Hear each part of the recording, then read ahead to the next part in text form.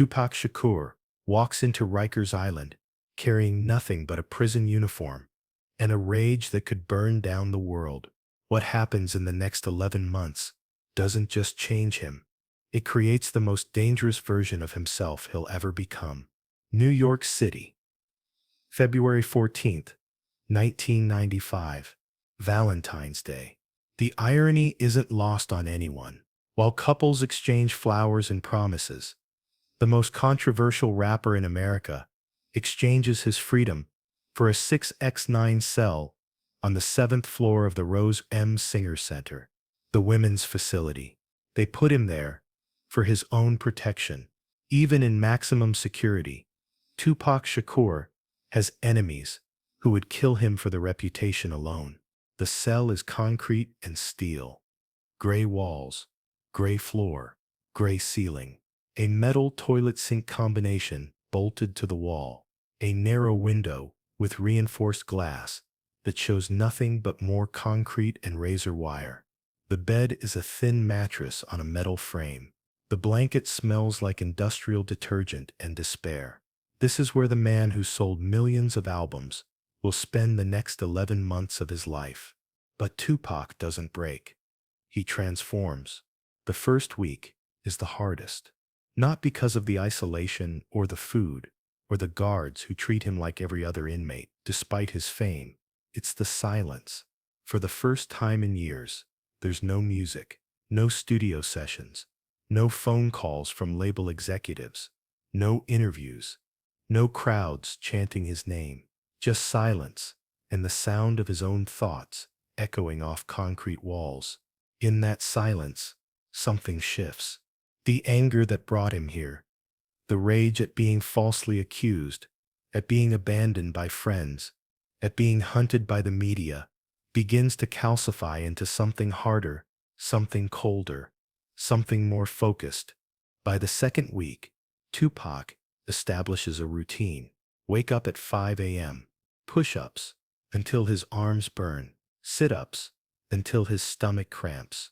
Then he reads, and reads, and reads, and reads. Some more. The books arrive through his lawyer.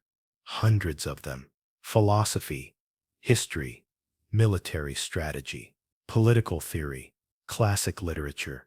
Books most rappers have never heard of, let alone studied.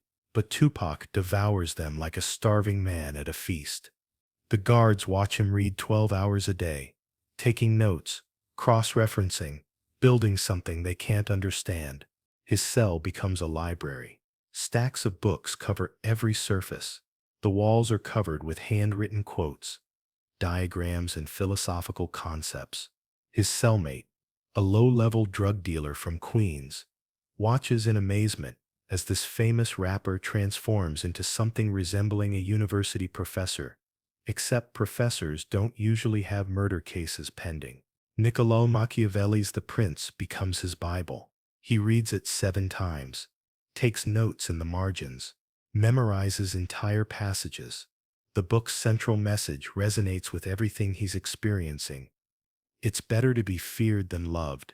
Power is the only protection. Trust no one completely. But Tupac doesn't just read Machiavelli. He dissects him. He writes lengthy analysis in a composition notebook, breaking down each chapter, applying the lessons to his own situation. A prince must be both fox and lion, he writes. The fox recognizes traps. The lion frightens wolves. I have been too much lion, not enough fox.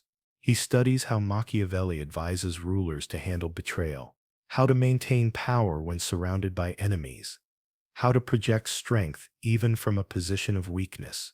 Every page feels like it was written specifically for him. This 16th century Italian philosopher understood exactly what Tupac was going through. How to survive when the whole world wants you destroyed. From Machiavelli, Tupac learns that image is reality, that perception shapes truth, that a leader must be willing to use any means necessary to achieve his ends. These aren't just academic concepts anymore. They're survival strategies for a man who knows the world is trying to destroy him. Sun Tzu's The Art of War teaches him about strategy, about knowing your enemy better than you know yourself, about winning battles before they're fought, about the importance of intelligence and misdirection. Tupac starts to see his career, his beefs, his entire life as a series of campaigns that require military precision. But it's Malcolm X's autobiography that hits deepest. The story of a man who transformed himself completely while in prison, who emerged as a different person with a different mission. Malcolm's journey from street hustler to revolutionary leader becomes Tupac's blueprint. If Malcolm could reinvent himself behind bars, so could he. Tupac reads Malcolm's book 4 times, each reading revealing new layers. He's particularly drawn to Malcolm's description of his own prison transformation. I had never been so truly free in my life. The irony isn't lost on Tupac. Here he is, locked in a cell, and for the first time in years, he feels like he can think clearly. Malcolm wrote about copying the dictionary by hand to improve his vocabulary. Tupac creates his own version of this exercise.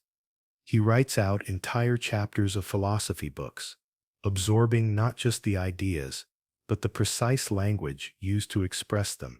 His handwriting becomes smaller, more controlled, more precise.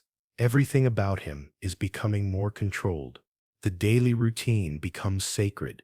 5 a.m. wake up, 500 push-ups in sets of 50, 1,000 sit-ups in sets of 100, then shower, breakfast, and reading until lunch. After lunch, more reading until dinner. After dinner, writing until lights out. No television, no radio, no distractions from the work of rebuilding himself from the ground up. His body changes, but not in the way most inmates bulk up. Tupac becomes leaner, more efficient. The baby fat from his face disappears. His cheekbones become sharp angles. His eyes seem deeper set, more intense. When he looks at you, it feels like he's calculating something, because he is. Month 3. Tupac starts writing again, but not like before. The playful wordsmith who created I Get Around is gone. What emerges is something darker, more sophisticated, more dangerous. He writes with the precision of a surgeon and the brutality of a warrior. Every line calculated for maximum impact. But it's not just rap lyrics anymore. He's writing essays about power structures, analyzing the music industry like a business case study, drafting plans for his return that read like military operations, page after page of handwritten notes that map out exactly how he'll rebuild his career, who he can trust, who he needs to eliminate, and how he'll protect himself from future betrayals. He creates the persona that will define his final years. Makaveli, named after Machiavelli, but spelled differently to avoid copyright issues. But this isn't just a stage name. It's a complete philosophical framework. Makaveli isn't just Tupac's alter ego. He's Tupac's weapon, the strategic, ruthless, uncompromising version of himself that will wage war on everyone who betrayed him. In a 50-page handwritten manifesto, Tupac outlines the principles of Makaveli. Never trust anyone completely. Even family can betray you for the right price. Always have an exit strategy from every situation, every relationship, every deal. Study your enemies more carefully than your friends. Your friends' weaknesses can hurt you. Your enemies' weaknesses can save you. Image is reality. Control the narrative, or someone else will control it for you. Fear is more reliable than love. People who love you today might hate you tomorrow. People who fear you will always respect your power. He draws diagrams showing power relationships in the music industry, charts mapping out alliances and betrayals, strategic plans for his comeback that account for every possible scenario. This isn't the work of an angry rapper. It's the work of someone who's decided to approach his life like a chess grandmaster approaches a tournament. The guards notice the change. Tupac stops complaining about the food, stops arguing with correctional officers, becomes polite, almost respectful. but his eyes get harder. His silences get longer. He's not breaking down. He's building something inside himself, something that makes them nervous. By month 6, other inmates start seeking him out for advice. Despite being in protective custody, word spreads through the prison that Tupac isn't just the famous rapper anymore. He's become something else. A student, a philosopher, someone who understands power in ways most street cats never will. During his limited common area time, small groups gather around him, not for entertainment, for education. He explains how the prison system feeds into larger systems of control, how the same forces keeping them locked up also control the record labels, the media, the courts, but more importantly, he teaches them how to think strategically instead of just reacting emotionally. Y'all think this is about being hard, he tells a group of young dealers from the Bronx. Being hard gets you dead or locked up. Being smart gets you power, and power is what they don't want us to have. He starts holding court in the common area during his allotted time. Not preaching or performing, just talking about history, about strategy, about how the system works, and how to navigate it. Inmates who can barely read hang on every word. Here's someone who understands both worlds, the streets and the power structure, and can translate between them. One young inmate, barely 19, asks him, "How do I know who to trust when I get out?" Tupac's answer becomes legend in the prison. "You don't trust anyone. You test them.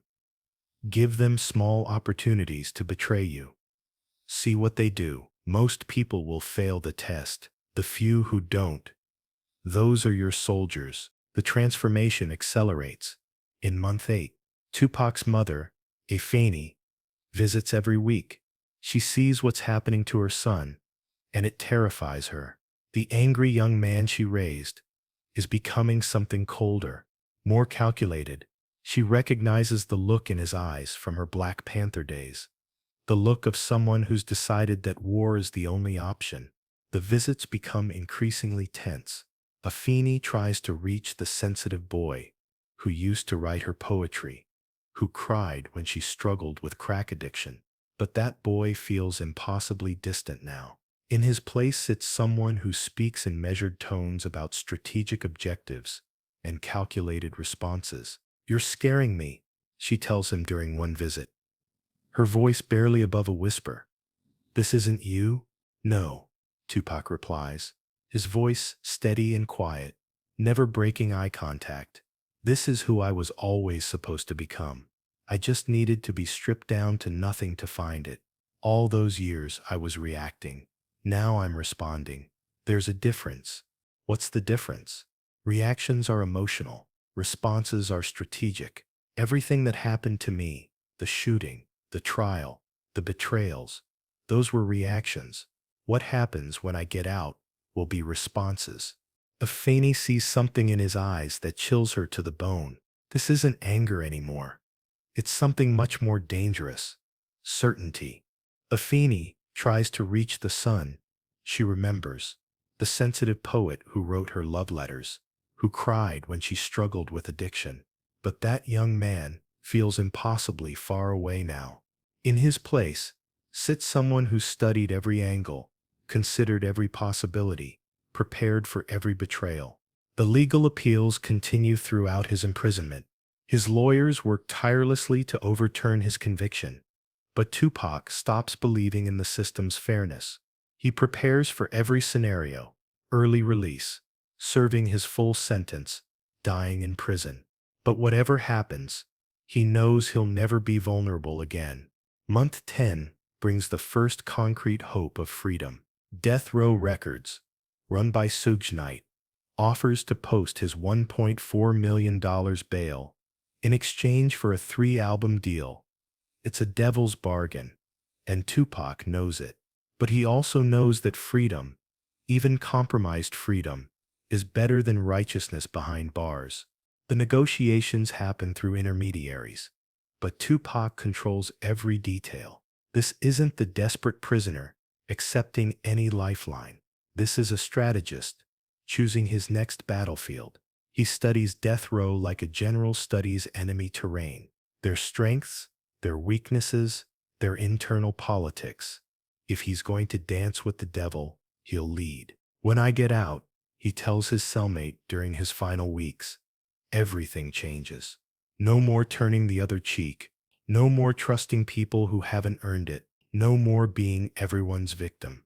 The night before his release, Tupac doesn't sleep. He sits on his narrow bed, staring at the concrete wall where he's taped pictures of Marcus Garvey, Malcolm X, and Huey Newton. Three men who understood that real change requires real power. Three men who were willing to be hated to achieve their goals. October 12th, 1995.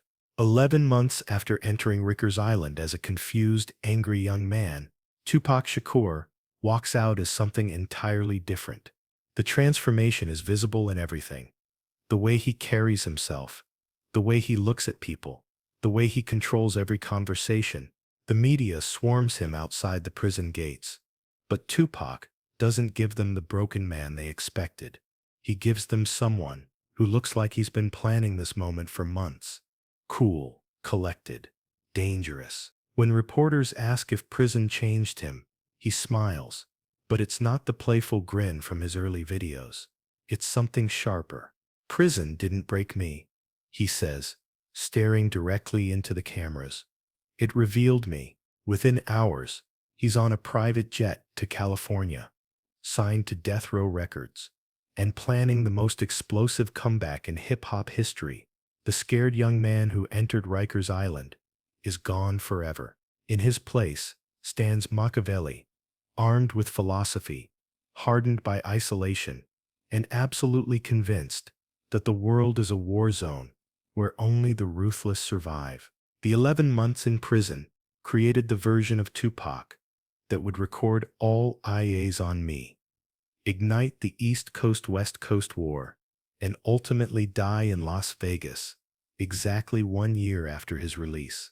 But those 11 months also created something more dangerous than any song or diss track. They created a mind that understood power strategy in the art of war. When Tupac walked out of Rikers Island, he carried more than just his freedom. He carried an arsenal of knowledge that would make him the most formidable enemy his rivals had ever faced. The scared kid was gone. The strategist was born. And the music industry would never recover from what he was about to unleash. The books he read in that cell didn't just educate him. They weaponized him.